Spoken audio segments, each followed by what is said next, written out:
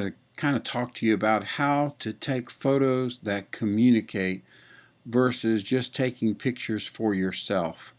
And we're going to talk about this as the 3 stages of composition. So the first stage I want to talk to you about is literally just a snapshot. So you just push the button and you kind of record, here's a picture of my daughter, here's a picture of my food, here's a picture of my house, here's where we went for our vacation. And when you look at the photo, it's a good memory jogger for you. You can remember where you went, and this is your daughter, and those kind of things. But it's a little bit, the average person who's looking at my pictures who didn't go with me to these places may not have a clue as to what I'm taking pictures of or why I took them. Now, the second stage of composition, we like to call this more of the artistic snapshot. In other words, you've learned a little composition to make things a little bit better. You get a little closer to your subject so you can see what it is, and you kind of know that this is the subject, the guy, whereas in the last photo, was it my daughter, or was it the house? Was it the yard? What was I really trying to focus on? And because I've done some things here compositionally and using light well where he's not backlit and you can see his face, you can now see who he is. So it's a nicer photo. We call this the artistic snapshot. Now the third thing, now look at this photograph. Can you tell there's something more going on? There's like a verb. He's gesturing. And most people, when I ask them what's going on here, they'll say this is a father and his family. Well, that's really what it is. It's the grandfather with his grandchildren and his wife next to him, and he's so excited they're all together. We call these expressive images. This is made for public rather than private meanings. Expressive photography, like art, offers universal and often metaphorical statements. So here I took this because I wanted to communicate that this coffee grower is very excited that all his family is now back together because they can sell their coffee for a better price. And because they're doing that, all the sons and daughters that had to cross over to the United States from Mexico just to survive because they were starving are now back home, and they're all together as family as they want to be. They didn't want to come to America to break up their family. They wanted to come back together. So that's what this is all about here in this photo. So a quick review of some of the artistic composition, and you notice I skipped the snapshot because the literal snapshot, you don't need any training on. But you may need some training on artistic if you're still taking snapshots. So there's a thing called rule of thirds. This is a composition technique. You don't have to do it all the time. It's just one of the many ways to make your pictures a little more pleasing. You divide your frame up like a tic-tac-toe grid on lower third, upper third, and then you are 2 vertical lines on thirds. And where they cross, those X's are great places to quickly put a subject. So this is how you can make a real quick composition in a football game because it's real fast. You can go, okay, put him there. Now the one thing is avoid that middle square because that's like using a rifle. It's where you would put something dead center there to be sure you're scoping and can kill something, and you'll have something dead on your wall one way or the other if you do that. So avoid that middle square is a general rule of thirds also, is trying to make it a little off center. Framing is another technique here that helps create depth so the picture doesn't look like it's a flat painting, but actually that you could actually walk into it because the framing kind of makes it where you can feel like it's 3D. An S-curve uses things like this bridge, the viaduct bridge that's over Grandfather Mountain, that kind of pulls you into the scene and makes you feel like you're going into the scene. Same with the beach here with the little S-curve of the wall there that pulls you into the scene there at Cancun. Leading lines kind of help direct the audience's attention to certain areas, so it makes for a more interesting composition. Now, that's just some of the things you can do. There are a lot more things in artistic, but we want to really spend a little bit more time of understanding photography that's shot for the public consumption and not for private moments. So to do that, you got to, the photos interpret rather than describes what we see to others. Now, interprets means you have to be in a situation, think about it, and make decisions, interpret what you want to say to the audience. So in doing that, you'll use this abstraction that we talked about here is really that artistic stuff. We'll go into that a little bit more. There are human values that make up these type of photos, which is the smiles, that gesture of the coffee farmer with his family. And the incongruity is there's just enough tension there that makes you ask a question. And that tension does not mean negative tension like it's some, oh, what's going to happen? Is everybody going, what's wrong here? It's a tension that makes you ask a question because you don't know everything. It's like if they were smiling, that's an incongruity because you're going, why are they smiling? And then when somebody's crying, are they crying because they're sad, or are they crying because they're extremely joyful? So those are the three things we're going to talk about a little bit more here. So abstraction is kind of, this person becomes very symbolic. There, you can kind of make up your own story. It's not about John. If we had a light on his face, that would be less abstract because you'd be more about this is a particular person. But as a silhouette here, it becomes more abstract. The incongruity here, I intentionally picked something a little more tension to kind of drive that home. But it creates some emotions and imagination. There's negative emotion here, and your imagination kind of makes you make up your own story unless you read the caption or somebody tells you a little bit more, but you want to know more. The human values are the things like emotions, beliefs, traditions, and knowledge we understand and share as humans. So an example would be here, the laughter and the playing with the bike and all would be what you'd see in neighborhoods anywhere. Whereas maybe some other beliefs and traditions would be, guys marching in uniforms off in rank. That would be a tradition type thing. So anyway, these are things that we all understand the world over. Smiles, hugs, emotions that are common. Now, in expressive photography, we ask yourself, what is it you want to express through your image? Again, you're interpreting rather than just telling stuff. So how do you feel about your subject? Now, if you push the button and haven't asked any questions, you're not doing any interpretation. And so if you don't know why you took the picture, the audience will not know either. So you need to know these things and ask. So I'm going to walk you through some photos I shot and explain what was going on here. This is shot for a recruiting guide for a college to show one-on-one learning and that they have really high-tech equipment in their labs. So here they are with a microscope, and the lady is working with the professor and the researcher. So the point was to show that, and I used S-curves, I used a long lens to kind of isolate them, and all the abstract stuff to make it really cool. The expressions and human things, you can see they're real tight. They were just barely touching that, being very careful.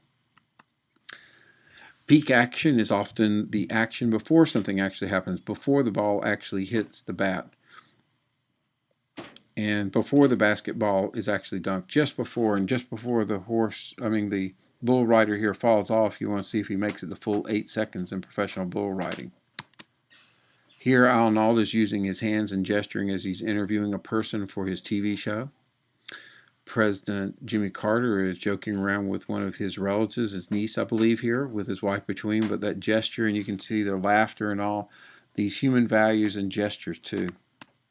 Touching moments, when people actually touch, and if I ask people who the girls are in the left-hand corner, most everybody says they're either sisters or daughter or mother, and the reason for that, and they don't say they're just friends, is it's more intimate. There's something about getting this close and touching. It's even more intimate than you would say just casual friends.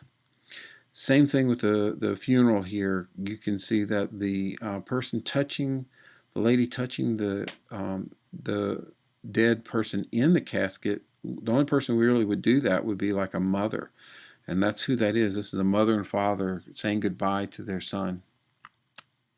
Smiles are another type of thing that really we know to hone into. I think we overly do this, like everybody say cheese. Well, these aren't everybody say cheese moments. This is just a moment they're reacting to other people around, and I took pictures of those moments and watching that happen. Now, in other times in meetings and education, often I'm looking for those contemplative moments where people are grappling with the issues or trying to learn something new. So here you can see that in both of these photos, the guy on the right listening to the guy on the left, and you can tell he's listening and trying to understand what he's talking about. And the guy to the left here is, paying attention, absorbing, and trying to understand what somebody else is saying in a meeting. Interaction, showing love. Here we got a mother and father exchanging their daughter between them, or son, sorry. And then on the right, we have the daddy-daughter moment at a daddy-daughter date night at a Chick-fil-A. You can tell they're just enjoying one another. Now, these expressive images that you're shooting for public, I did these for a newspaper, they're negative moments. You know, car wrecks happen, we got to cover those. And I used putting the person dead center, that little square we said don't do that. Well, here I wanted to do that to make it drive it home, just as I did in this car wreck as well. The whole purpose behind this is sometimes, you know, when you're raising funds for a nonprofit and people are starving and dying, you need to show that. If here car wrecks are happening at an intersection often and you want stop signs or stoplights or something more done, this is what we do, is we show the negative in order for people to get them to do something. That's where we create tension. Often negative tension may be using the door here like they're kind of closed out, and that tension. And actually, I'm in a tuberculosis ward of a hospital in Ghana, and these people are their families inside, and they're waiting to come in. Little boy on the right is malnourished, and you can see that from his small legs, but his distended belly. Now here, which photo is the best? You know, I ask this all the time with groups, and somebody always picks one on the left or right. The answer really is not either one. It's what do you want to say, and that's the whole point. If I'm interpreting what's going on here, depending on what I'm trying to say, if it's this little boy is scared of what's going on in his community, I may pick the one on the left. If I want to talk about this boy is kind of timid but wants to be friends, that kind of thing, it'd be on the right. Now, cropping, I'm going to talk about here, is not about post-production with your computer and you make and take out part of the photo. I'm talking about really cropping in a situation where you go from a wide-angle lens to a longer lens like a telephoto, or you walk across the room and get closer and tighter.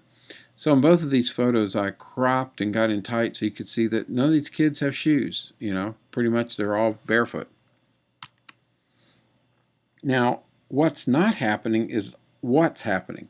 So the crowd out there just waiting, there's nothing really happening. Well, that's what's happening. They're waiting for a doctor.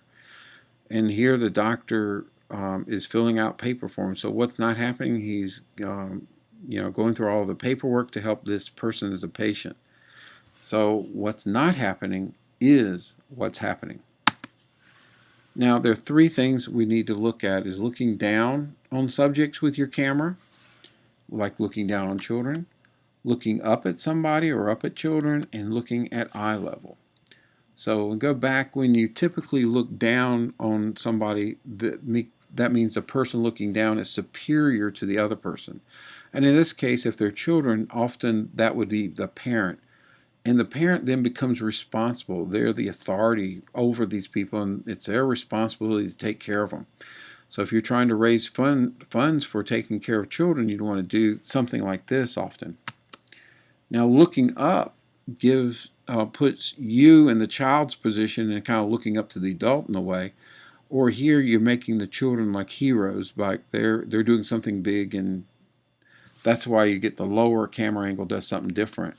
Now, looking eye level usually puts people on the same level. So if I'm talking to a banker and I put my camera is on eye level with them, I'm on the same level with them, I'm treated as an equal.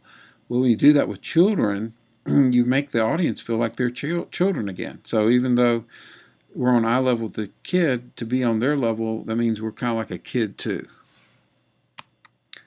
One-on-one learning again. Here we're doing the same thing again, where I've isolated two people. I come in tight. I don't want the whole room. I don't want it to look loose, and I'm using composition to try to create that moment together. Here I have the girl walking down the hall with the adult, and their interaction and laughing, and her hand on the back. So it shows a caring place for a school. Would you want to send your kid here? That was what we were trying to capture. And the lower right is another teacher, staff person talking with a student. Now, when you put pictures on a page, or like in a layout in a magazine, or let's say on a blog, or in any kind of a combination, you'll see this often in Facebook, where you put 3 or 4 photos together. You actually create more information than you can with one photo. So here you can see a concerned teacher trying to teach very good skills, but also in doing so creating a good relationship with the student through the 3 photos. When we look at these 3 photos, often if you just took that one photo in the top right by itself, you may think he's a physician, a doctor, or a chiropractor. But when you put them together, you realize he's a voice teacher, and he uses the skeleton there and positions the head and shows the students how to stand up straight to make their voices project and make their instrument, which is their body, perform properly. When I show these pictures and ask people what's going on here, everybody goes, oh, the guy in the right-hand corner is the dad, which he is. And had he been on another page and not together with them, you wouldn't put them together and saying he's the father. You may just say he's a man, and these are kids. But together we create family. We call this the X factor. When you put photos together, they communicate something more. And here, the guy on the left looks like he could be a nurse. It could be a concerned person who's just a volunteer helping out. But because it's the same guy in the surgical outfit cutting and actually in surgery doing surgery, we now know that this is a surgeon who's working with a person. So it communicates a little bit more about the surgeon having good bedside manner. Well, he's sitting bedside, so it's kind of a funny thing to say that, but you can see a little bit more about him. So that's it. Hopefully you get a good idea from what I just shared with you about what you can do to make your pictures no longer be snapshots and not just artistic, but communicate something and interpret the situations you're in so your audience connects with your subjects. And whoever you're doing this for, if it's for a nonprofit, help them raise funds or get people involved, or if you're in an office or a setting where you're trying to teach best practices, this will help your company do a better job with their employees and how they treat their customers. Or whatever you're doing, we want you to take pictures that communicate and aren't just snapshots for yourself, but pictures that are for others to move an audience to do something. Thanks. Hope you enjoyed.